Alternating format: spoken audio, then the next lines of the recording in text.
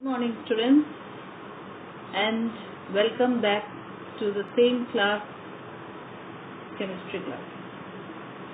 So here first we have learned about metallurgy, then we have learned about the steps involved in the metallurgy, and we have seen that in the first step it is called the concentration or benefaction or the dressing of the ore. And we have seen that there are four methods by which we can concentrate or enrich the ores, and they are hydraulic washing, froth flotation method, magnetic separation and leaching. Today we move to the second step, that is conversion of the concentrated ore into oxide. That means now in the second step what happens after the removal of the impurities or the gangue through the respective methods, the ores they are converted into oxide. Now the ores can be already in the oxide form, or it can be in the carbonate form, or it can be in the sulfide form. Now there are two methods involved here. If your ore is a carbonate ore, okay, or your ore is has some hydrated content or the water molecules, okay, or it is in the form of a carbonate ore, then what happens? It has to undergo a process that is called calcination. Now what is this calcination? Now in this process the ore is heated in absence of air to expel the water from a hydrated ore or hydroxide ore or an oxide ore or carbon dioxide from a carbonate ore at a temperature below their melting point.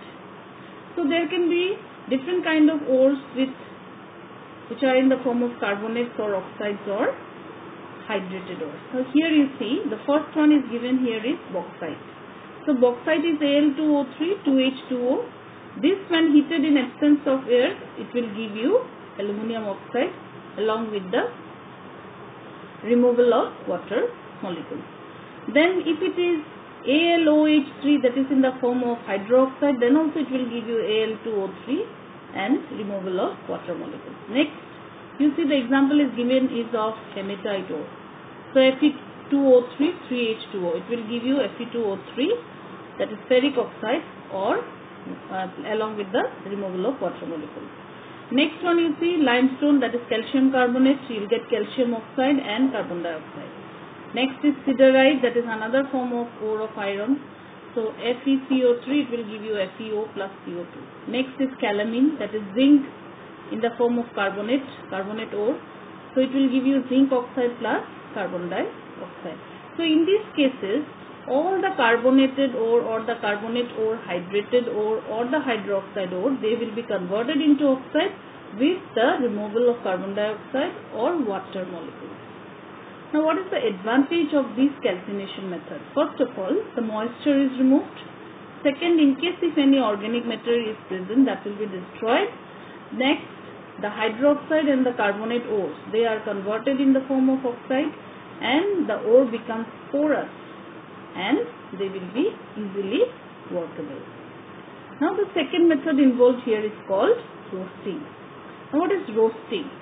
All the sulfide ores are converted into oxide with the help of this roasting method. Now what is done in the roasting method?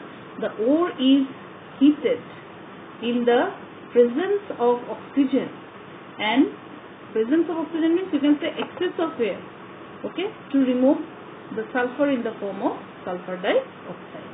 So here what happens, the concentrated sulfide ore is heated in a reverberatory furnace, that is a big furnace, below its melting point in the presence of excess of air with or without the addition of an external substance.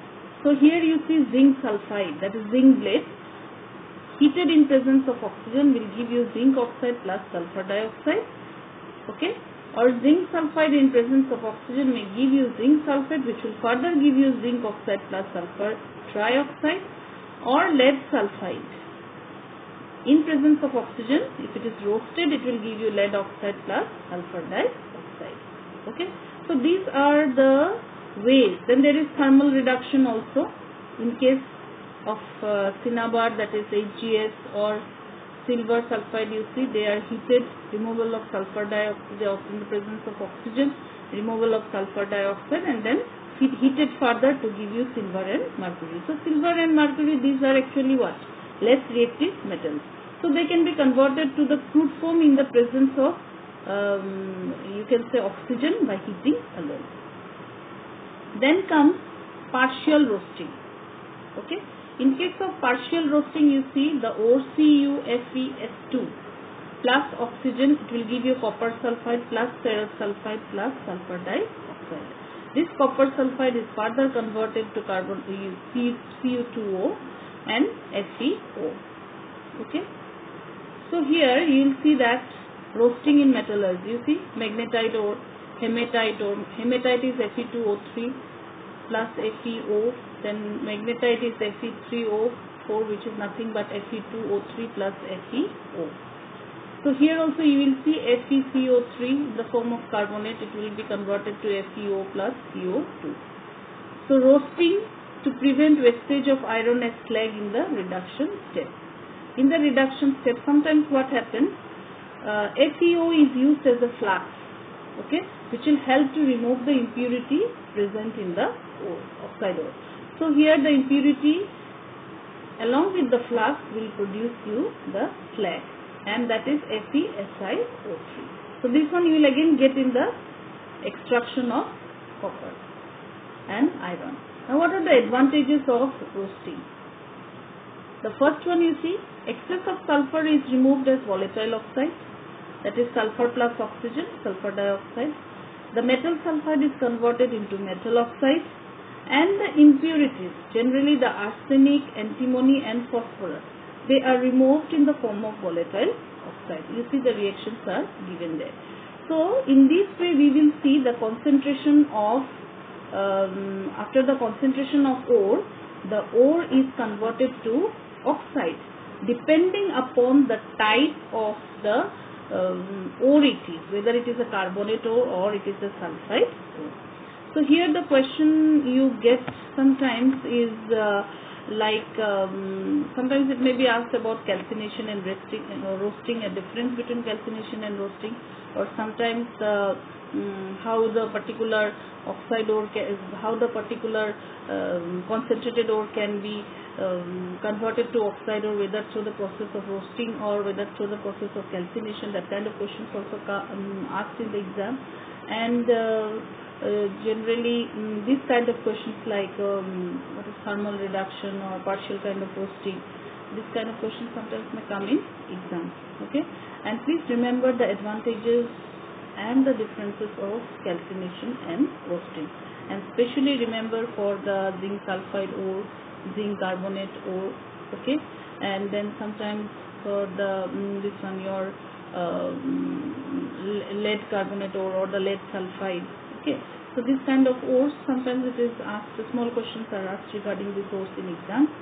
And like here in this particular part you have seen that how the in the presence of roasting, during the process of roasting, to prevent the wastage of iron as a slag in reduction step, how it is treated. Okay, ferrous oxide is treated with oxygen, minimum amount of oxygen to give you the Fe2O3, which is actually ferric oxide. Okay, it does not form the slag. Now in the reduction step what happens, the ferrous oxide is used, which is used as a flux and which reacts with the silicon dioxide. The presence of impurity in your concentrated ore will help in the removal of the slag, FeSiO3. Okay, so to prevent the wastage of iron as a slag in the reduction step. Okay, so please go through it, and please go through your textbook also. In your textbook also this conversion of concentrated ore into oxide is given along with the chemical reactions involved. Here I have given you some additional reactions also, some with the, especially the calcination of some respective carbonate ores also, along with the advantages of calcination and your roasting. So today we wind up with this much. Please make a note of it, and in the next class we will go for another topic which is related to the reduction of the oxide ore. Okay, so after the first step, that is your enrichment of ores, we move to the next step, that is conversion of the enriched ore into oxide.